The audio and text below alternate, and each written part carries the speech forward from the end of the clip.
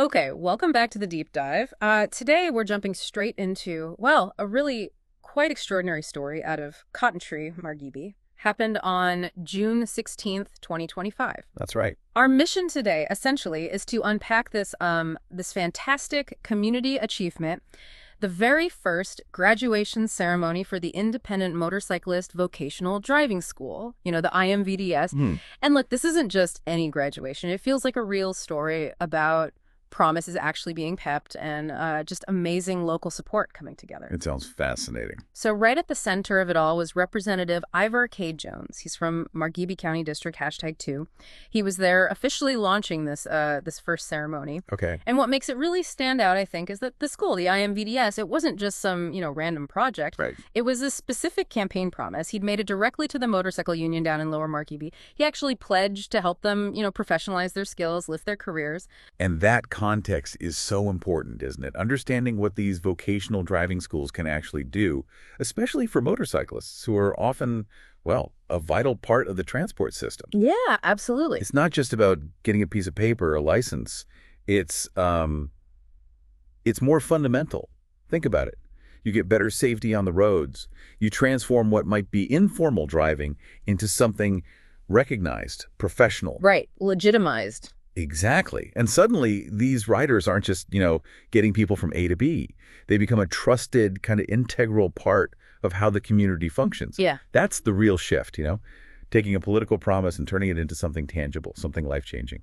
And okay, here's where it gets even more interesting, almost surprising. So Jones wins the election, right? And he follows through. He shows up with $5,000 to help, get the school off the ground. Okay, fulfilling the pledge. Yes. Yeah. But you'd think that's the big moment, maybe, the start of it all. You might, yeah. But what he found when he got there, well, it tells an even dumber story about the community itself.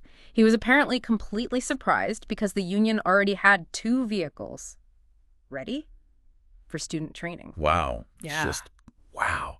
That's not just being prepared, is it? Yeah. That speaks to something much deeper. That kind of inherent drive, the self-reliance within that community, it tells you this wasn't just waiting for help from the top. Right. The initiative, the momentum, that readiness was already there.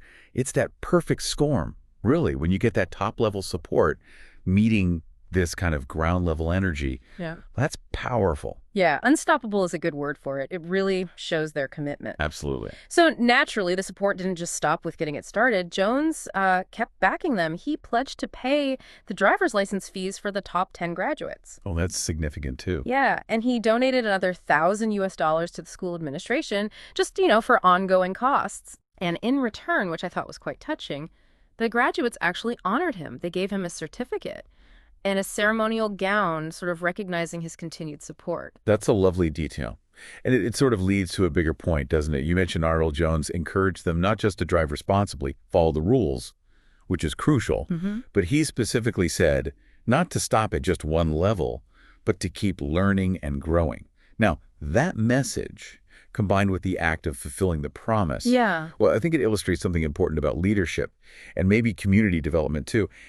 Investing in these practical skills is one thing, but coupling it with that encouragement for lifelong learning. Right, the continuous improvement idea. Exactly.